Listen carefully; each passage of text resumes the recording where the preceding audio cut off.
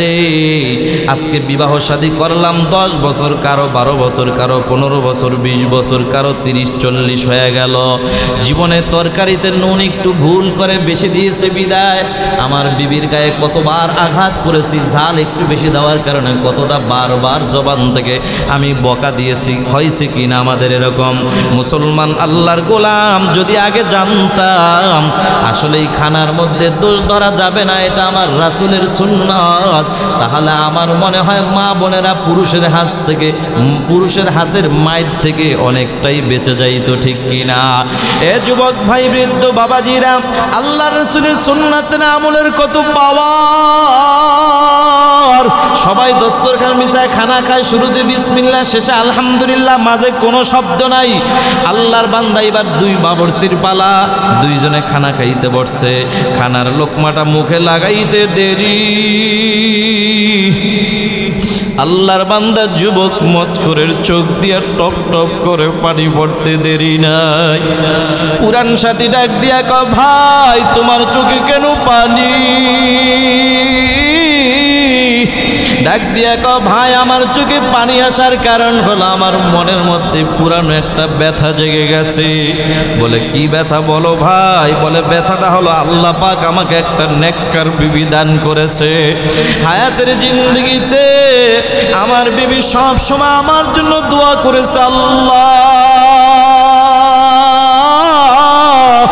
আমার স্বামীকে আল্লাহ তুমি নেক হায়াত দান করো, হায়াতের জিন্দগিতে দুনিয়া আখিরাত উভয় জগতে সুখ শান্তি দিয়া ভরপুর করে দাও। আমার বিবি এত দোয়া করার পরেও দিলটা কোনোদিন আমার নরম হয় না। বরং একদিনের ঘটনা, আমার বিবি তরকারি রান্না করতে যাইয়া মনের বলি একটু তরকারির মধ্যে নুন বেশি দিয়েছিল। সামান্য অন্যায়টাকে আমি মেনে নিতে পারি না, আমার বিবির গালের মধ্যে এমন জোরে থাপ্পড় আমি ঢাকাইয়া দিলাম, আমার বিবির সুন্দর গালটা ফাইটা রক্ত গুড়া টপ টপ করে জমিনের মধ্যে পড়েছে রে ভাই। আজকে আমার মনের মধ্যে দুঃখ জেগে গেল, হায় রে সামান্য অন্যায়টাকে মেনে নিতে পারি না, ধৈর্য ধরতে পারি না, বিবির গালে থাপ্পড় লাগাইয়া দিলাম। আজকে এতগুলা আল্লাহর বান্দাদের খানা আমি নষ্ট করে দিলাম। ওই একটা আল্লাহর বান্দাও তো কোনো শব্দ করে নাই। আমার মনে ভয় কিয়ামতের ময়দান যেদিন কায়েম হয়ে যাবে, আল্লাহর আদালতে দাঁড়াই আমার বিবি যদি মামলা দেয় আর ডাক দিয়া কয়, আল্লাহ আমার স্বামী আমাকে থাপ্পড় দিছে, আমি কি জবাব দিব? এই ভয়ে আমি কান্না করি। ও ভাই, কান্না করে কোনো লাভ নাই। পুরান সাথী নতুন সাথীরে বুঝায়, বাইরে আমার মন বলে তোমার বিবি যেহেতু নেককার, তোমার বিবির কাছে যা ক্ষমা চাইলে তোমার বিবি ক্ষমা করে দিবে, সাথে সাথে মালিক আল্লাহ ক্ষমা করে দিবে। ও যুবক ভাই, ঠিক 40 দিন পার হওয়ার পরে যুবক মত করে এবার বাড়িতে যাইয়া, সবচেয়ে মজার ব্যাপার, যুবক আজকে তাবিজের পিছনে দৌড়া, অথচ সুন্নাতের আমল ঘরের মধ্যে ঢুকাইতে পারো নাই। যেই মতখোর জীবনেও সালামের আমলটাও জানতো না। বলো যুবক, সালাম দেওয়া কার সুন্নত? সালাম দিলে মোহাব্বত বাড়ায় দেন যিনি তিনি কে? আল্লাহ রাসূলের সালামের মধ্যে এত মোহাব্বত, এত মোহাব্বত। বন্ধু, সালামের মধ্যে যে এত পাওয়ার, মোহাব্বতের তাবিজ লাগাইলে এত পাওয়ার নাই। আল্লাহর বান্দা যুবক মতখোর দরজার সামনে দাঁড়ায় বলে, আসসালামু আলাইকুম ওয়া রাহমাতুল্লাহ। বিবি বলো, ওয়ালাইকুম আসসালাম ওয়া রাহমাতুল্লাহ। এ স্বামী কেমন আছেন? আলহামদুলিল্লাহ। বিবি তুমি কেমন? আলহামদুলিল্লাহ। ডাক দিয়া কয়, বিবি 40টা দিন পার হয়ে গেছে, অফিসে যাব, তোমার সাথে মন চায় কথা বলতে, কিন্তু বিকালে বলবো। তুমি যদি পারো আমার জন্য একটু চার ব্যবস্থা করো, আমি গোসলে রওনা হয়ে গেলাম। বিবির মনে বড় আনন্দ, আজকে 40টা দিন পরে আমার প্রাণের স্বামীরে আমি পাইলাম। আমি মনের মতো একটু চা বানায় আমি নিজ হাতে খাওয়াবো। কারণ নবী বলছে, আল মারআতু ইযা সাল্লাত খামসাহা ওয়া সামাত শাহরাহা ওয়া হাসানাত ফারজাহা ওয়া আতাআত বালাহা দাখালাত মিন আই আবওয়াবিল জান্নাতি শাআত। আল্লাহর নবী বলে, ও নারী নারীরা তোমরা 4টা গুণ অর্জন করতে পারলে তোমাদের জন্য জান্নাতের 8টা দরজা আল্লাহ খুলে দিবেন সুবহানাল্লাহ। একটা হলো 5 ওয়াক্তের নামাজ, 2 নম্বর হলো মাহে রমজানের রোজা, 3 নম্বর পর্দার আমল, 4 নম্বর হলো স্বামীর খেদমত। যুবতী ডাক দিয়া কয়, ও স্বামী টেনশন নাই, আমি আপনার খেদমতের জন্য প্রস্তুত। যুবক গোসল করতে রওনা হয়ে গেল, নেককার বিবি চা বানাইতে রওনা হয়, কিন্তু আল্লাহর খেলা বোঝা যায় না বন্ধু। চার মধ্যে চিনি না দিয়া মনের বলে নুন ঢেলে দিল, খেলাটা কার? আল্লাহ বুঝাইতে চায়, ওরে হিরাজিলের মুসলমান, তোমরা যারা তাবলিগ দেখতে পারো না, চরমোনাই দেখতে পারো না, উজানি দেখতে পারো না, খাঁটি আল্লাহওয়ালা দেখতে পারো না, বরং সে আল্লাহওয়ালাদের সোহবতে যাইয়া মানুষ খারাপ হয় না, বরং আল্লাহ বলা মানুষগুলা আল্লাহওয়ালা হয়ে যায়। কথা ঠিক না বেঠিক? এইবার যুবক গোসল করে আসছে, চার মধ্যে চিনি না দিয়া নুন ঢেলে দেওয়ার পর ওই চাটা শুরুতে বিসমিল্লাহ, শেষে আলহামদুলিল্লাহ, মাঝে কোনো শব্দ নাই, সুবহানাল্লাহ একবারও বলে নাই। বিবি চার মধ্যে নুন কেন দিলা, কেন বলে নাই? ওই যে মনে পইরা গেছে রাসূলের সুন্নত, খানার মধ্যে দোষ ধরা যাবে না, এটা আমার রাসূলের একটা সুন্নাতের আমল শিক্ষা আসছে। ও কলিজার টুকরা যুবক, এইবার যুবক যখন অফিসে চলে গেল, আল্লাহর বান্দি চিন্তা করে, হায় রে অবশিষ্ট চা ফালায় লাভ নাই, আমি নিজেই খায়া ফালাই। চাটা মুখে লাগাইতে দেরি, আল্লাহর বান্দির চোখ দিয়ে পানি পড়তে দেরি নাই, আল্লাহর বান্দার চোখ দিয়ে টপ টপ করে পানি। আল্লাহর বান্দি কান্দে আর কয়, মালিক আমার মন বলে আমার স্বামীর সময় না থাকার কারণে বুঝি আজকে মারে না, অফিস থেকে আইসা বুঝি আমাকে মারবে, কারণ ওই যে আগের মাইরের কথা আজও বলতে পারে নাই। কিন্তু আপনারা কি মনে করেন আসলেই মারবে না মারবে না? হেদায়েতের মালিককে আল্লাহর বান্দা যুবক অফিস থেকে আসছে, আসলেই মারে নাই, বরং আইসা মাইর তো দূরের কথা, আইসাই সালাম ডাক দিয়া কয়, বিবি কেমন আছো? আলহামদুলিল্লাহ। ডাক দিয়া কয়, বিবি তোমার সাথে অনেক কথা আছে, কথা বলবো, তবে সব কথার প্রথম কথা হইল, বিবি পারবানি তুমি আমার একটু ক্ষমা কইরা দিতে। কথাটা শুই না বিবির চোখে পানি, কান্দের কয়, স্বামী ক্ষমা তো আমি চাওয়ার জন্য সকাল থেকে অপেক্ষায় বসে আছি। আল্লাহু আকবার। বলে কেন, কি করেছো? বলে আমি তো মনের বলে চিনি না দিয়া নুন ঢেলে দিয়েছি, অন্যায় করেছি। স্বামী কান্দে আর কয়, বিবি আসলে তুমি তো ইচ্ছায় করো না, অনিচ্ছায় করে ফেলেছো। আর খানার মধ্যে তো তুমি আমার একার খানা নষ্ট করেছো, মাত্র একটু চা।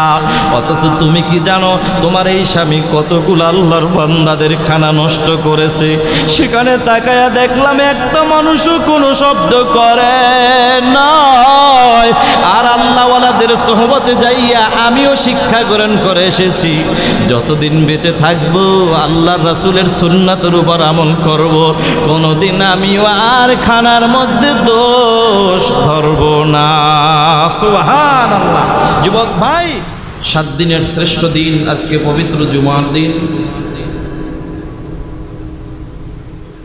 মহান আল্লাহ রব্বুল আলামিনের দরবারে কালিমাতুশ শুকর আদায় করছি যে মহান রব্বুল আলামিন এই 7 দিনের শ্রেষ্ঠ দিন আজকে জুমার দিন আল্লাহ রব্বুল আলামিনের মহান হুকুম জুমার নামাজকে আদায় করার উদ্দেশ্যে দুনিয়ার হাজারো ব্যস্ততার মাঝেও আল্লাহ রব্বুল আলামিনের এই হুকুমটিকে গুরুত্ব দিয়ে তার ঘরে আসার বসার তৌফিক দান করেছেন। এজন্য দিল থেকে শুকর আদায় করি, মুসলমান হিসাবে ইমানি আওয়াজ দিয়ে সকলেই বলি আলহামদুলিল্লাহ।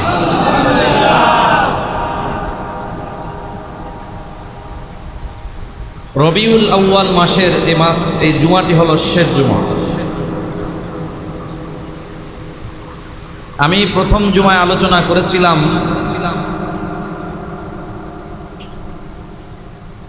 আপনার আমার নবীকে আল্লাহ তাআলা আমাদের জন্য রহমত স্বরূপ দুনিয়াতে প্রেরণ করেছেন। নবীজি দুনিয়াতে আগমন করেছেন রহমত স্বরূপ, পাঠাইছেন কে? আমাদের জন্য রহমত স্বরূপ আল্লাহ, গোটা জগৎবাসীর জন্য আল্লাহ পাক তার রাসূলকে রহমত স্বরূপ পাঠাইছেন। দ্বিতীয় জুমা আমি আলোচনা করেছিলাম যে উম্মতের প্রতি নবীজির মায়া কতটুকু, দরদ কতটুকু, সামান্য একটু টাচ দিয়েছিলাম। গত জুমায় আমি আলোচনা করেছিলাম নবীজির প্রতি উম্মতের মহাব্বত নিয়ে, ভালোবাসা কতটুকু থাকার দরকার। এই জুমায় আমি টার্গেট করেছি, আলোচনা করব আল্লাহ যদি তৌফিক দান করে, যে আমরা নবীজিকে যে মহাব্বত করব, এই মহাব্বতের তরিকা কি, কিভাবে করতে হবে, একটা সিস্টেম তো আছে, কি বলেন? আমি যে আপনাকে ভালোবাসি, এই ভালোবাসাটা শুধু মুখে বললেই কি হবে, না কাজে দেখাইতে হবে? কাজে দেখাইতে হবে। এটার নামই হলো প্রকৃত ভালোবাসা। কিন্তু বর্তমানে আমাদের দেশে আসলের চাইতে নকলটাই বেশি, ভালোবাসার দাবিদারেই বেশি, কিন্তু বাস্তবে হাকিকতে ভালোবাসা খুঁজতে গেলে ভালোবাসা খুঁজে পাওয়া যায় না। রেজাল্ট সেখানে দেখা যায় জিরো। ভালোবাসার নামে ধোঁকাবাজি। हकीकत से तो दुनिया बेखबर है, दुनिया की नुमाइश पर नजर है नमी गुयम कि आज दुनिया जुदा बाश हर कारे के बाशी बा खुदा बाश जिस्त दुनिया از خدا غافل بودم نقماشا نکرہو پر زندزان دنیا میں ہاں دنیا کا طلبگار نہیں ہو دنیا میں ہو دنیا کا طلبگار نہیں ہو बाजार से गुजर हो खरीदार नहीं हो बाजार से गुजर हो खरीदार नहीं हो। আসলে দুনিয়ার সব স্থানে ধোঁকা শুরু হয়ে গেছে। হাকিকতে বাস্তবের বড় অভাব।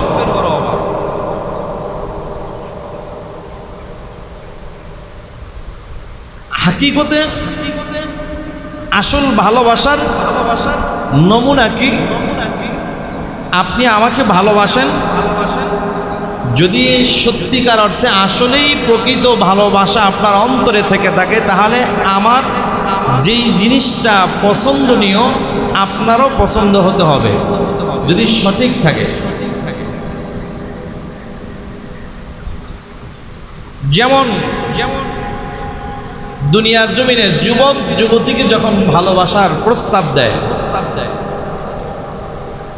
যদি তাদের ভালোবাসার দাবিটা সত্য হয়, যুবক সব সময় চিন্তা করে আমি যেই যুবতীকে ভালোবাসার প্রস্তাব দিয়েছি, এই যুবতীকে আমার আকৃষ্ট করতে হলে দেখতে হবে তার কি কি পছন্দ। এই যুবতীকে যদি আমার দিকে আকৃষ্ট করতে হয়, দেখতে হবে এই যুবতীর কোন কালারের ঘড়ি পছন্দ, কোন কালারের পোশাক তার পছন্দ, কোন কালারের চশমা পছন্দ। যদি যুবতীকে হাকিকতে বাস্তবে যদি ভালোবাসো, ওই যুবতীর প্রতিটা পছন্দের দিকে তোমার নজর থাকে, টেনশন থাকে, চিন্তা থাকে, আর বাস্তবে এটা আবার পরিণত করার তুমি চেষ্টাও করো, আসলেই বোঝা গেল তুমি হাকিকতে বাস্তবে যুবতীকে প্রকৃত তুমি ভালোবাসো, ভালোবাসা তোমার অন্তরে আছে। কিন্তু বন্ধু, আবার কিছু যুবক যুবতীকে ভালোবাসার নামে ছলনার মধ্যে ফালাইয়া নারীদেরকে ধোকার মধ্যে ফালায়, নারীও আবার পুরুষদেরকে ধোকার মধ্যে ফালায়, আছে না নাই? আসলে মুসলমান আল্লাহর গোলাম, দুনিয়ার যেমন মানুষ মানুষকে ধোকা দেয়, আসলে বর্তমানে আল্লাহর নবীর অনেক আশেক নামে কিছু উম্মত আছে, এরা আসলে আশেক দাবি করে, ভিতরে বড় ভেজাল আছে না নাই? হাকিকতে নবীজির ভালোবাসা নয়। আমি নবীকে ভালোবাসি, ভালোবাসার প্রমাণ আসলে আমার সাইনবোর্ডটা ঝুলাইতে হবে না। নবীজির ভালোবাসা আমার অন্তরে আছে না নাই, এই ভালোবাসার প্রমাণ দেখাইতে হলে আমার শরীরের মধ্যে সাইনবোর্ড ঝুলানো লাগবে না, সাইনবোর্ড লাগে না। যদি এই ভালোবাসা কতটুকু আছে কোনো মানুষকে প্রশ্ন করা লাগবে না। যদি এটা জানতে চাও নিজেকেই নিজে প্রশ্ন করো, নিজের 3.5 হাত বডির মধ্যে এক একটা অঙ্গের দিকে নিজেই তাকাও। তুমি তোমার হাতের দিকে তাকাও, দেখো হাতের নখ যদি তুমি নবীর তরিকা অনুযায়ী যদি কেটে থাকো, মনে করবা আসলেই নবীকে তুমি ভালোবাসো, নবীর তরিকাকে ভালোবাসো। মুসলমান আল্লাহর গোলাম, যদি তুমি আল্লাহর রাসূলের সুন্নাত তরিকা অনুযায়ী যদি চুল কাটো, যদি তোমার মাথার দিকে তাকাও, তাকাইলেই বোঝা যাবে আসলেই কি তোমার অন্তরে রাসূলের মোহাব্বত বেশি না খেলোয়াড়ের মোহাব্বত বেশি, ঠিক কিনা? যদি আল্লাহর রাসূলকে তুমি ভালোবাসো তাহলে রাসূলের সুন্নাত তরিকা অনুযায়ী চুল কাটবা। যদি তুমি আল্লাহর রাসূলের ভালোবাসার চাইতে বাংলাদেশের বিভিন্ন খেলোয়াড় আছেন, নায়কদের অনেকেই নায়কদেরকে গায়কদেরকে অনুসরণ করো, ও যুবক ভাই, যদি তুমি ওই নায়ক আর গায়ক খেলোয়াড়কে যদি তুমি পছন্দ করো তাহলে আল্লাহর রাসূলের সুন্নাত অনুযায়ী চুল তোমার মাথায় কাটা থাকবে না। হ্যাঁ, যদি মোহাব্বত তাদেরকেও করো, নবীকেও করো, তবে নবীর মোহাব্বত যদি অন্তরে বেশি থাকে তাহলে তাদের কাটিং বাদ দিয়া রাসূলের সুন্নাত তরিকাই অনুযায়ী তোমার চুল কাটা হবে। এ যুবক ভাই, এটা হলো হাতের নখের কথা বললাম, মাথার কথা বললাম। এবার আসেন ও যুবক ভাই, যদি আল্লাহর রাসূলের মোহাব্বত যদি অন্তরে আপনার বেশি থাকে তাহলে আপনার শরীরের মধ্যে রাসূলের সুন্নতি পোশাক থাকবে, ইহুদি খ্রিস্টানদের পোশাক আপনার পরনে থাকবে না। কারণ আপনার অন্তরে তো রাসূলের মোহাব্বত বেশি। রাসূলের মোহাব্বত যদি থাকে রাসূলের সুন্নতি পোশাক আপনার শরীরে থাকবে। এরপরে আবার দেখবেন রাসূলের সুন্নতি পোশাকের পকেটের মধ্যে আবার রাসূলের সুন্নতি মেসওয়াক পাওয়া যায়, যে রাসূলকে বেশি ভালোবাসে। এখন আপনার মনের মধ্যে যদি ধোঁকা থাকে না, আমি রাসূলকে ভালোবাসি না, আমি মেসওয়াক করব না, কেন? আল্লাহ রাসূল সাল্লাল্লাহু আলাইহি সাল্লাম করেছেন এবং তিনি করতে বলেছেন, আমি করব না, আমি করব ব্রাশ। তাহলে আসলেই রাসূলের যে মোহাব্বতের দাবিদার, এটা আমার ভিতরে হাকিকতে আসলে বাস্তবতা কিছু পাওয়া গেল না, ভিতরে ধোঁকা। আমি খানা খাইতে যাব, দস্তরখান বিছায়া খানা খাবো, এটা কার সুন্নাত? আল্লাহ রাসূলের সুন্নাত। এখন দস্তরখান বিছায়া খানা খাওয়া, এটার দ্বারাই প্রমাণ হবে রাসূলের মোহাব্বত আমার অন্তরে আছে না। আর যদি আমি ডাইনিং টেবিলে খাই, এটাকেই ভদ্রতা মনে করি, তাহলে বোঝা যাবে আমি ওই ইহুদি খ্রিস্টানদের ওই সিস্টেমটাকে, ওই নমুনা, ওই তরিকাটাই পছন্দ করি। রাসূলের তরিকা এটা আমার পছন্দ না, তার মানে আমার দাবির সাথে এটার কোনো মিল নাই, আমি একজন ধোঁকাবাজ আসে, কথা কোন ঠিক কিনা? অথচ দেখেন একটা ডাইনিং টেবিল বানাইতে গেলে কত টাকা লাগে, লাখ টাকাও চলে যায় রুচি মতো বানাইতে গেলে। এর উপরও আপনি যত খরচ করেন, খরচের শেষ নাই। অথচ একটা দস্তরখান বানাইতে গেলে একটা কাপড়, আপনি যদি বলেন আমি 30 টাকা গজের কাপড় কিনবো, তাও সম্ভব। যদি আপনি বলেন 600 টাকার গজের কাপড় কিনবো, তাও সম্ভব। তবে বেশি টাকা কিন্তু লাগে না। আল্লাহর রাসূলের মোহাব্বত যদি অন্তরে থাকে, অল্প টাকার কাপড় কিনাও যদি দস্তরখান বানাও, এই দস্তরখানে হবে তোমার নাজাতের উসিলা। ভাইরা আমার, আল্লাহর রাসূলের সুন্নতি দাড়ি আপনার চেহারার মধ্যে ফিট করার নাম হলো রাসূলের মোহাব্বতের নমুনা। এখন আপনি চিল্লা বলেন, আল্লাহর নবীকে আমি জীবনের চাইতে বেশি ভালোবাসি, মোহাব্বত করি, কিন্তু রাসূলের সুন্নাতের আশেক সাইনবোর্ড লাগাইলেন কপালে, কিন্তু মুখের মধ্যে সুন্নাতি দাড়ি নাই। আসলেই ওখানে আশেক না লাগাইয়া, রাসূলের আশেক সাইনবোর্ড না লাগাইয়া, আমার মনে হয় ওখানে আশেক নামক বাটপারের সাইনবোর্ড লাগাইলে এটাই হবে বড় সঠিক কথা। কারণ আপনি সুন্নতি দাড়িটা আপনার রাখতে বড় কষ্ট হয়। পৃথিবীর জমিনে এমন কোন ডাক্তার নাই, বৈজ্ঞানিক নাই, এমন কোন শিক্ষিত লোক নাই, ভদ্রলোক নাই যে আজও পর্যন্ত কথা বলছে যে দাড়িটা কামাইলে বড় সুন্দর দেখা যায়, খুব ভালো দেখা যায়, চেহারার মধ্যে নূর চমকায়, বলছে কেউ? এটা যদি বলতো তাহলে দাড়ি কামাই না চেহারাওয়ালার দিকে তাকাইয়া বাংলাদেশে বহু নারী জীবন দিয়া দিত, হাত কাইটা দিয়ে ফেলতো, কিন্তু এমন প্রমাণ নাই। কিন্তু এই প্রমাণ আছে, দাড়িওয়ালা সুন্দর যুবকের জন্য অনেক নারী হাত কেটে ফেলছে। যেমন আপনারা পয়গম্বর ইউসুফ নবীর দিকে তাকান, ইউসুফ আলাইহিস সালাতু ওয়াস সালাম যার চেহারার দিকে তাকাইয়া একজন দুইজন নয় 40 জন নারী ফল কাটতে যাইয়া হাত কাইটা ফালাইছে।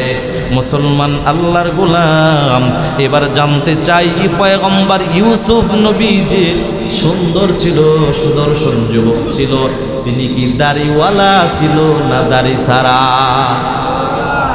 হ্যাঁ, তাহলে বাংলাদেশের দ্বিতীয় আর একটা প্রমাণ দেখান যে দাড়ি ছাড়া এরকম একজনের জন্য নারীরা হাত কাইটা ফালাইছে, দেখান। তবে হ্যাঁ আছে, ওই ভালোবাসাটা হলো তাদের অবৈধ ভালোবাসা, ওগুলা ধোঁকাবাজ। তাহলে দাড়ি রাখলে চেহারা যদি কালো হয়, আল্লাহর কসম করে বলি যুবক, ওই চেহারার মধ্যে আল্লাহর পক্ষ থেকে নূর ঢেলে দেয়, নূর চমকায়, নূর।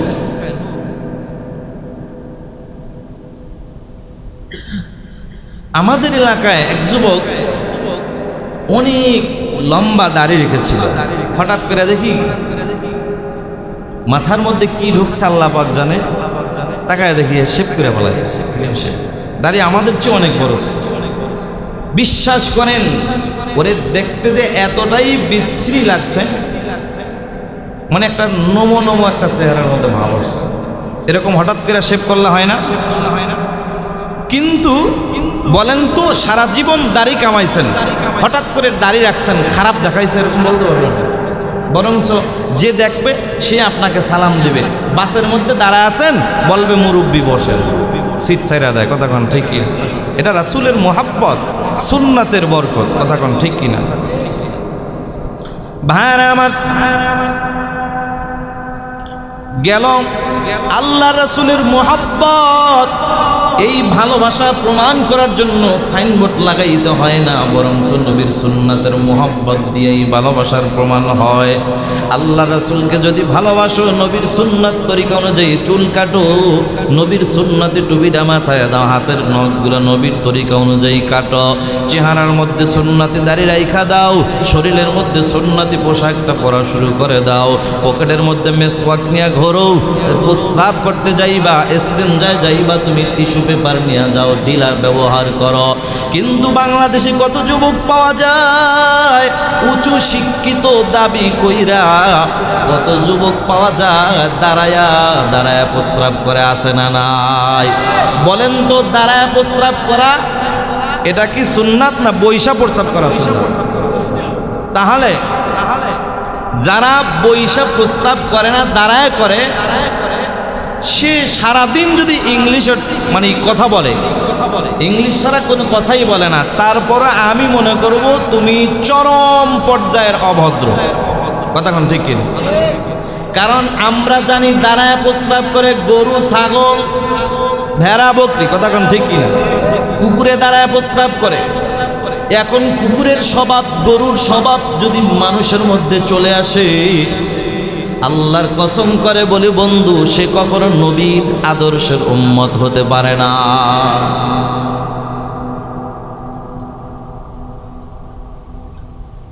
এত উঁচু শিক্ষিত হওয়ার পরেও সে যদি বৈশা প্রস্রাব করতে না পারে, আমি বলবো সে আসলেই শিক্ষিত দাবি করে ঠিকই, আসলে এখনো সে অনেক একদম গণ্ডমূর্খ।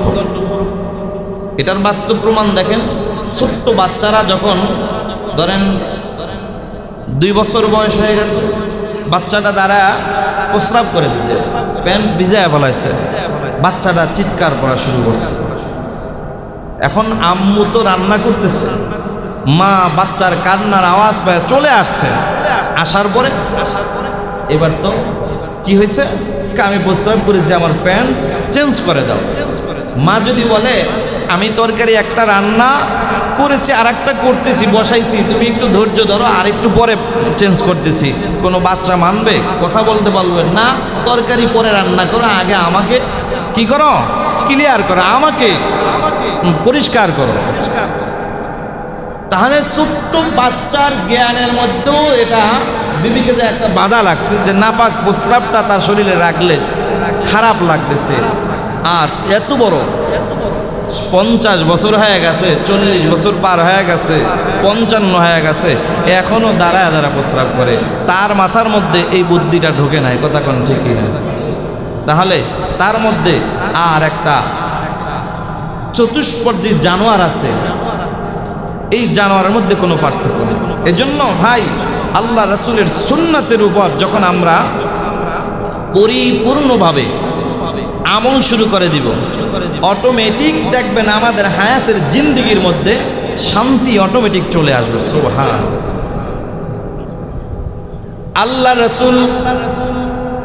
আল্লাহ রাসূলের ভালোবাসার তরিকা হলো রাসূলের সুন্নাতকে ভালোবাসা, রাসূলের আদর্শকে ভালোবাসা। নবীজি এক হাদিসের মধ্যে বলেন, ক্বালা রাসূলুল্লাহ সাল্লাল্লাহু আলাইহি ওয়াসাল্লাম, কুল্লু উম্মতি ইয়াদখুলুনাল জান্নাহ, আমার সমস্ত উম্মত জান্নাতি। জোরে কন্না সুবহানাল্লাহ। ইল্লা মান আবা, কিন্তু তারা না। সাহাবায়ে কেরাম প্রশ্ন করলো, ও পয়গম্বর, কে জান্নাতি আর কে জান্নাতি না? মায়ার নবী ডাক দিয়া বলো, ও সাহাবায়ে কেরাম, যারা আমি নবীর সুন্নাত মানে, আমি নবীর আদর্শ মানে, তারাই আমি নবীকে মানে, তারাই জান্নাতের মেহমান। হামসিরাতে মুস্তাফা দর তামামি হালেউ কোন ইকতেবায়ে সুন্নতে খায়রুল বাশার গীর লাজম তাবয়াবি আইবজার। দুনিয়ার জমিনে যত মানুষ দেখো অশান্তির মধ্যে আছে, যত মানুষ দেখো অশান্তির পিছনে ঘুরে, অশান্তিতে দুঃখে তার ভিতরটা ভরা, আল্লাহর কসম করে বলি যুবক, তুমি ভালোভাবে তদন্ত করে দেখো, ওই যুবক আর যুবতীর মধ্যে সুন্নাতের আমলের বড় অভাব। এ যুবক ভাই, বৃদ্ধ বাবাজিরা, ও পর্দার আড়ালের মা, আল্লাহর রাসূলের সুন্নাতের উপর আমল শুরু করে দাও।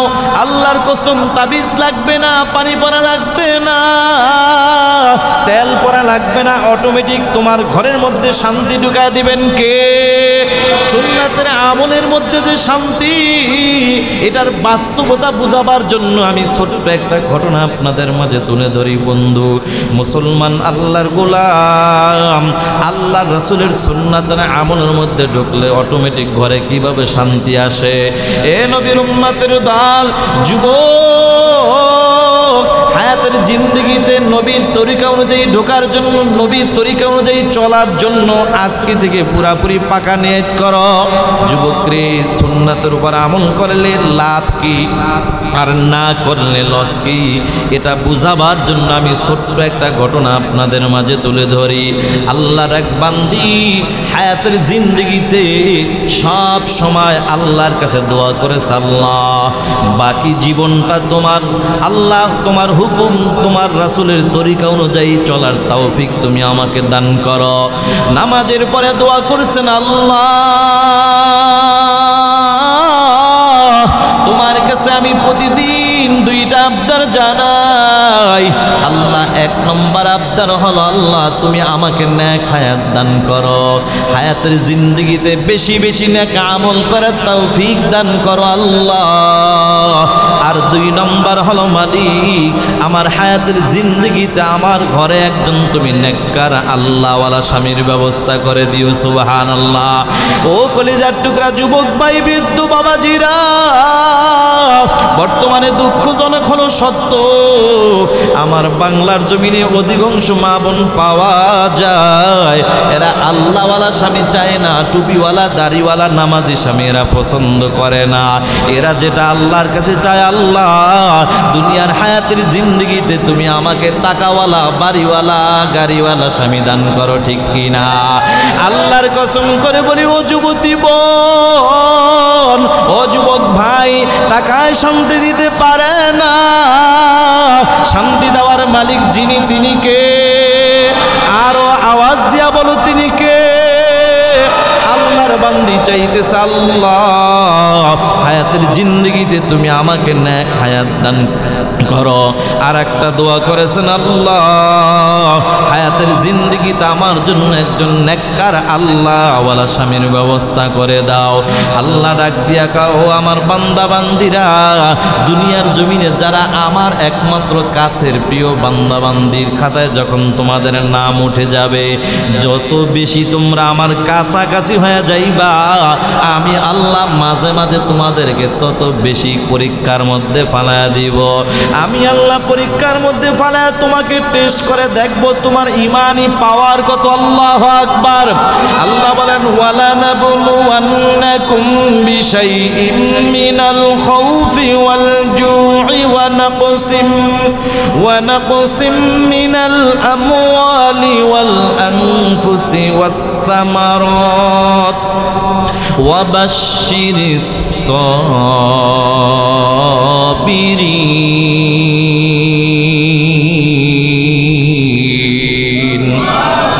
আল্লাহ বলে যারা ইমানদার দাবি করবা অবশ্যই আমি আল্লাহ তাদেরকে পরীক্ষা করব, ভয় দিয়া করব, ক্ষুধা দিয়া, ফসল দিয়া, জীবন দিয়া। আল্লাহর বান্দি ডাক দিয়া কয় আল্লাহ হায়াতের জিন্দেগিতে আমার জন্য একজন নেককার আল্লাহওয়ালা স্বামীর ব্যবস্থা করে দিও। কিন্তু আল্লাহ ওই তার বান্দিকে এমন একটা কঠিন পরীক্ষার মধ্যে ফালায়া, আল্লাহ তার বান্দিকে পরীক্ষার মধ্যে ফালায়া দিছে। কেমন পরীক্ষা? আল্লাহর বান্দি যা চাইছে তা পায় নাই, বরঞ্চ চাইছে আল্লাহওয়ালা, আল্লাহ পাক তাকে দিছে আল্লাহ ভোলা। চাইছে আল্লাহওয়ালা স্বামী কিন্তু পায় নাই, পাইছে জুয়াখোর, মদখোর, বেনামাজি আল্লাহ বলা স্বামী।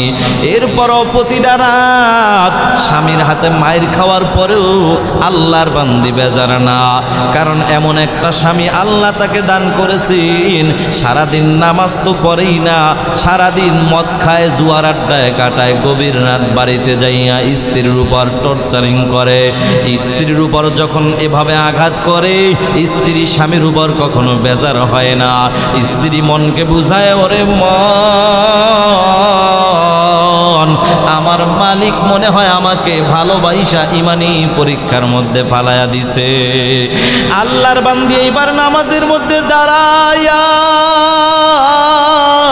নামাজ পড়ে পড়ে আল্লাহর কাছে দোয়া করেন, আল্লাহ তুমি না বলেছো মুমিন বিপদে পড়লে তোমার কাছে দুইটা জিনিসের মাধ্যমে সাহায্য চাইতে, একটা হলো ধৈর্য আর একটা হইল নামাজ। কথাকার সূরা বাকারার 153 আয়াত আল্লাহ জানায়, আল্লাহ বলে ইয়া আইয়ুহাল্লাযীনা আমানুস্তাঈনু বিস-সাবরি ওয়াস-সালাহ ইন্নাল্লাহা মা'আস-সাবিরিন।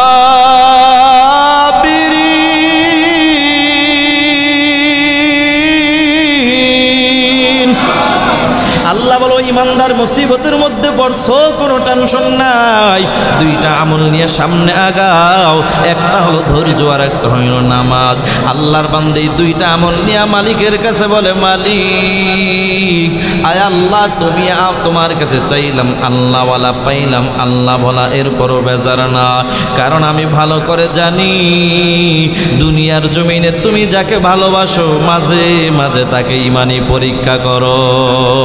আয় আল্লাহ তোমার কাছে আমি আবদার জানাই, আমার এই আল্লাহ বলা স্বামীটাকেই তুমি আল্লাহ ওয়ালা বানায়া দাও। সুবহানাল্লাহ।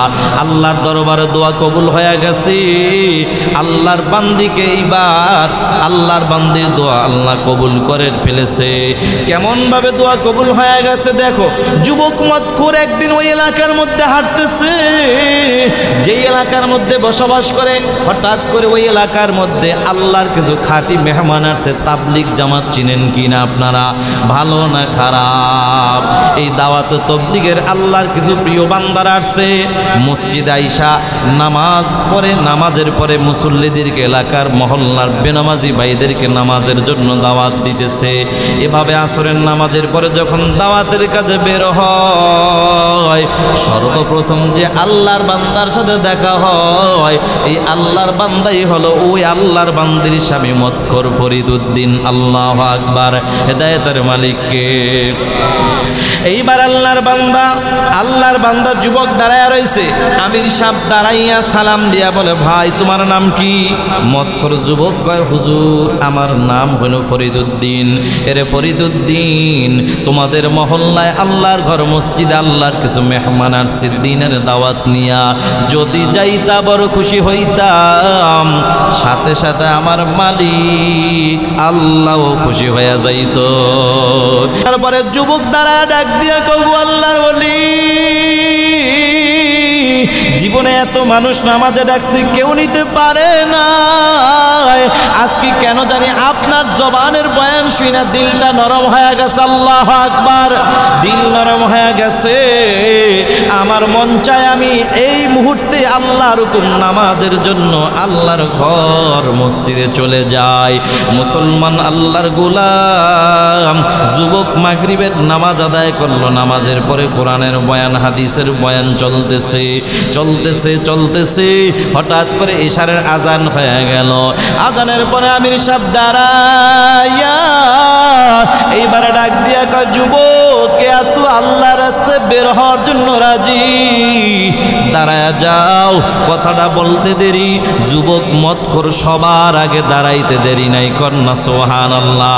মুসলমান আল্লাহর গোলাম এইবার যুবক দাঁড়াইয়া ডাক দিয়া কও, আল্লাহর ওলি, জীবনে কত মানুষ নামাজের জন্য ডাকছে, দিলটা নরম হয় নাই, অথচ আপনার বয়ান সামান্য শুই না আমার দিল নরম হয়ে গেছে।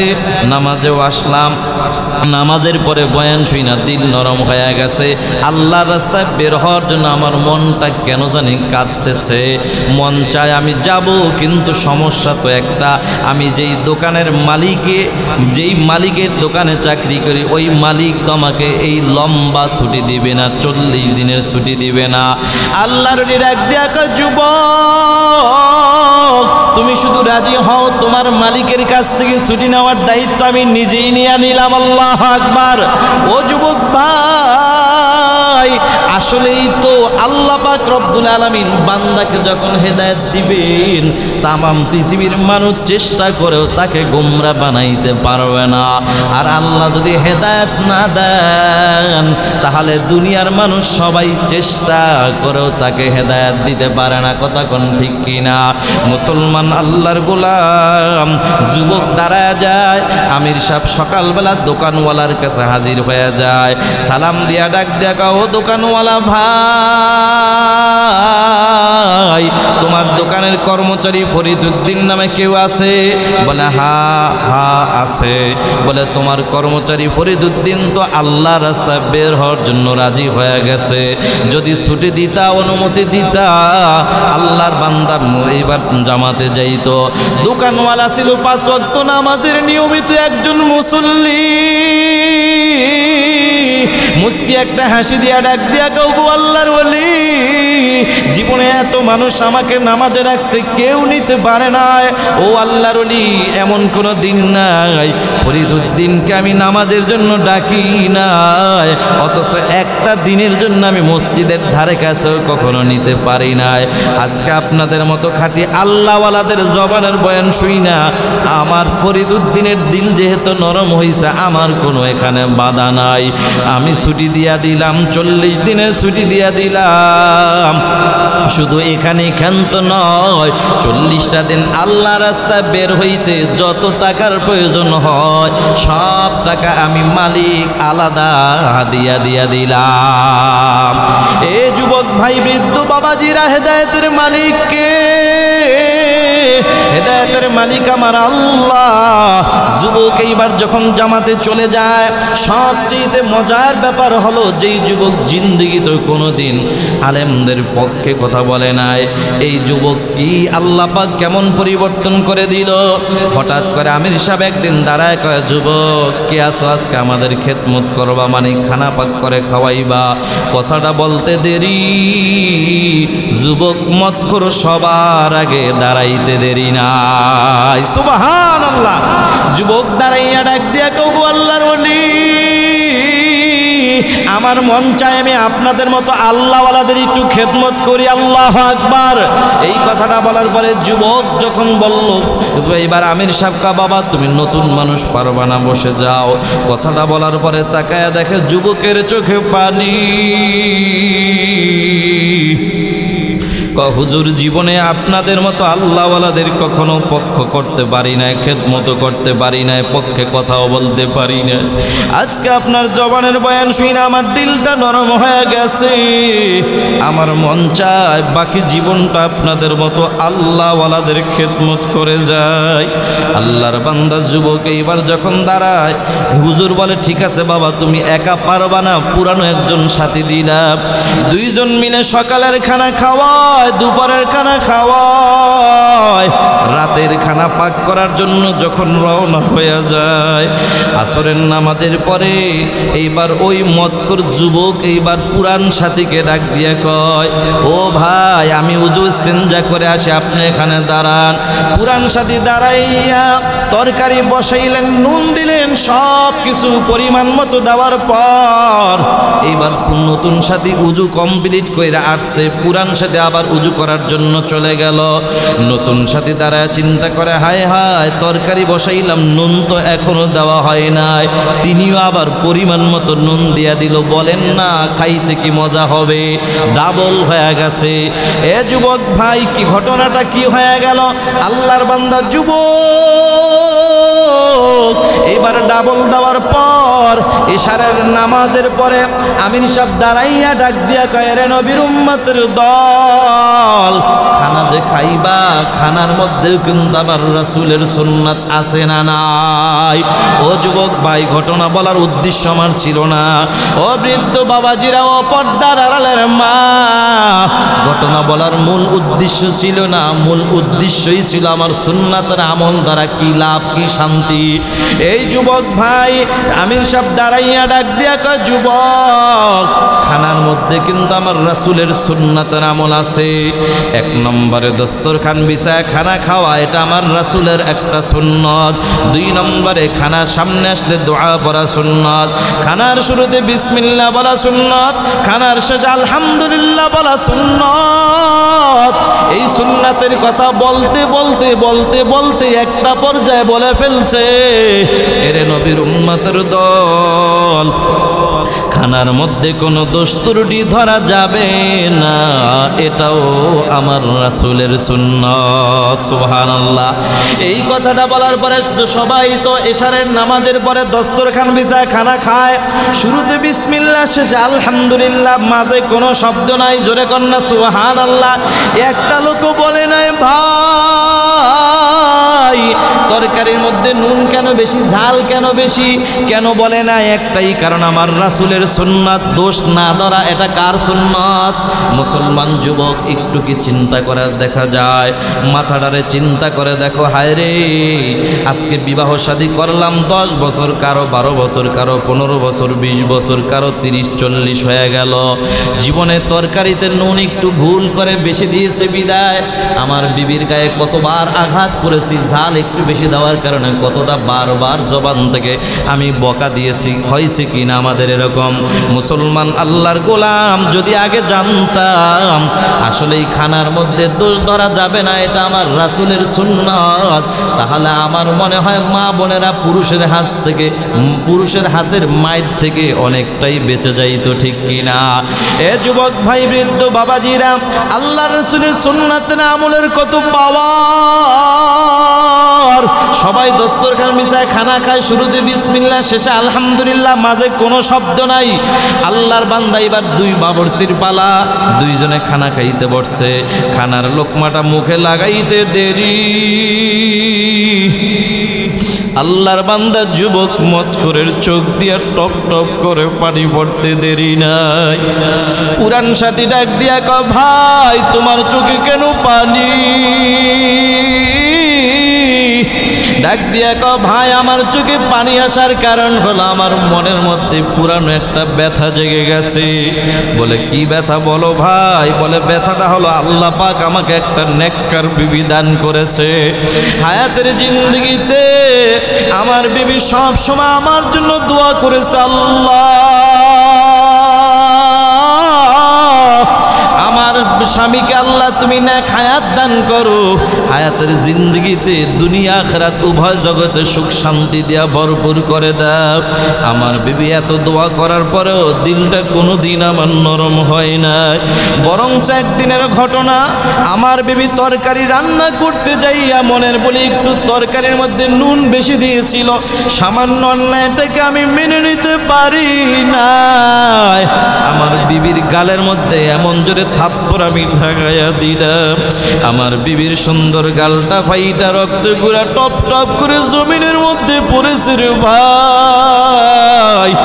আজকে আমার মনের মধ্যে দুঃখ জেগে গেল, হায় রে, সামান্য অন্যায়টাকে মেনে নিতে পারি না, ধৈর্য ধরতে পারি না, বিবির গালে থাপ্পড় লাগাইয়া দিলাম। আজকে এতগুলা আল্লাহর বান্দাদের খানা আমি নষ্ট করে দিলাম।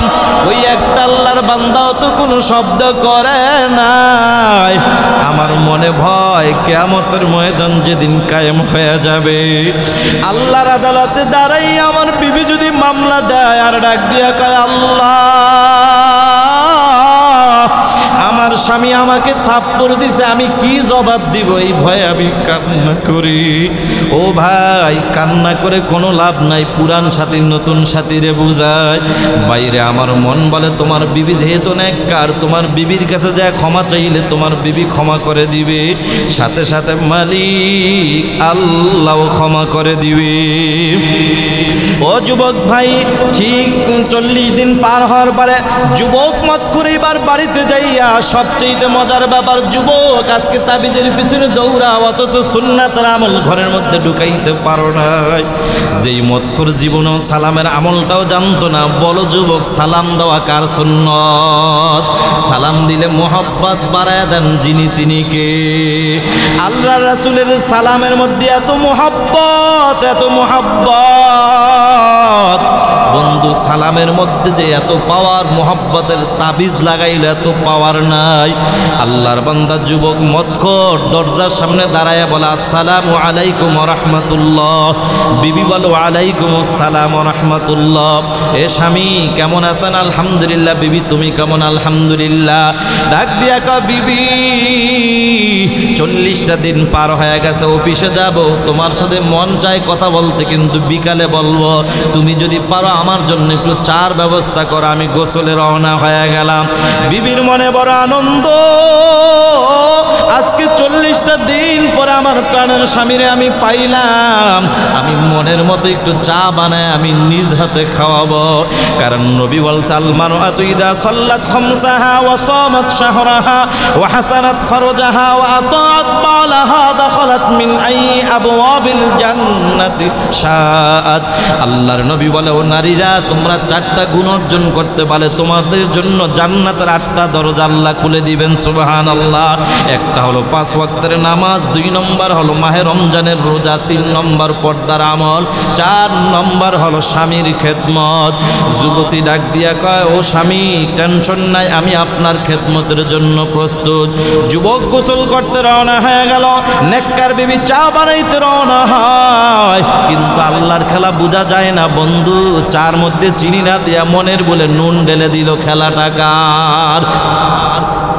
আল্লাহ বুঝাইতে চায়, ওরে হিরাজিলের মুসলমান, তোমরা যারা তাবলিগ দেখতে পারো না, চরমোনাই দেখতে পারো না, উজানি দেখতে পারো না, খাঁটি আল্লাহওয়ালা দেখতে পারো না, বরং সে আল্লাহওয়ালাদের সোহবতে যাইয়া মানুষ খারাপ হয় না, বরং আল্লাহ বলা মানুষগুলা আল্লাহওয়ালা হয়ে যায়। কথা ঠিক না বেঠিক? এইবার যুবক গোসল করে আসছে, চার মধ্যে চিনি না দিয়া নুন ঢেলে দেওয়ার পর ওই চাটা শুরুতে বিসমিল্লাহ, শেষে আলহামদুলিল্লাহ, মাঝে কোনো শব্দ নাই, সুবহানাল্লাহ একবারও বলে নাই। বিবি চার মধ্যে নুন কেন দিলা, কেন বলে নাই? ওই যে মনে পইরা গেছে রাসূলের সুন্নত, খানার মধ্যে দোষ ধরা যাবে না, এটা আমার রাসূলের একটা সুন্নাতের আমল শিক্ষা আসছে। ও কলিজার টুকরা যুবক, এইবার যুবক যখন অফিসে চলে গেল, আল্লাহর বান্দি চিন্তা করে, হায় রে অবশিষ্ট চা ফালায় লাভ নাই, আমি নিজেই খায়া ফালাই। চাটা মুখে লাগাইতে দেরি, আল্লাহর বান্দির চোখ দিয়ে পানি পড়তে দেরি নাই, আল্লাহর বান্দার চোখ দিয়ে টপ টপ করে পানি। আল্লাহর বান্দি কান্দে আর কয়, মালিক, আমার মন বলে আমার স্বামীর সময় না থাকার কারণে বুঝি আজকে মারে না, অফিস থেকে আইসা বুঝি আমাকে মারবে, কারণ ওই যে আগের মাইরের কথা আজও ভুলতে পারে নাই। কিন্তু আপনারা কি মনে করেন আসলেই মারবে না মারবে না? হেদায়েতের মালিককে, আল্লাহর বান্দা যুবক অফিস থেকে আসছে, আসলেই মারে নাই, বরং আইসা মাইর তো দূরের কথা, আইসাই সালাম ডাক দিয়া কয়, বিবি কেমন আছো? আলহামদুলিল্লাহ। ডাক দিয়া কয়, বিবি তোমার সাথে অনেক কথা আছে, কথা বলবো, তবে সব কথার প্রথম কথা হইল, বিবি পারবানি তুমি আমার একটু ক্ষমা কইরা দিতে। কথাটা শুই না বিবির চোখে পানি, কান্দের কয়, স্বামী ক্ষমা তো আমি চাওয়ার জন্য সকাল থেকে অপেক্ষায় বসে আছি। আল্লাহু আকবার। বলে কেন, কি করেছো? বলে আমি তো মনের বলে চিনি না দিয়া নুন ঢেলে দিয়েছি, অন্যায় করেছি। স্বামী কান্দে আর কয়, বিবি আসলে তুমি তো ইচ্ছাই করো না, অনিচ্ছায় করে ফেলেছো। আর খানার মধ্যে তো তুমি আমার একার খানা নষ্ট করেছো, মাত্র একটু চা। অথচ তুমি কি জানো তোমার এই স্বামী কতগুলো আল্লাহর বান্দাদের খানা নষ্ট করেছে? সেখানে তাকায়া দেখলাম একটা মানুষও কোনো শব্দ করে নয়। আর আল্লাহওয়ালাদের সোহবতে যাইয়া আমিও শিক্ষা গ্রহণ করে এসেছি, যতদিন বেঁচে থাকবো আল্লাহর রাসূলের সুন্নাতের উপর আমল করব, কোনোদিন আমিও আর খানার মধ্যে দোষ ধরব না। সুবহানাল্লাহ। যুবক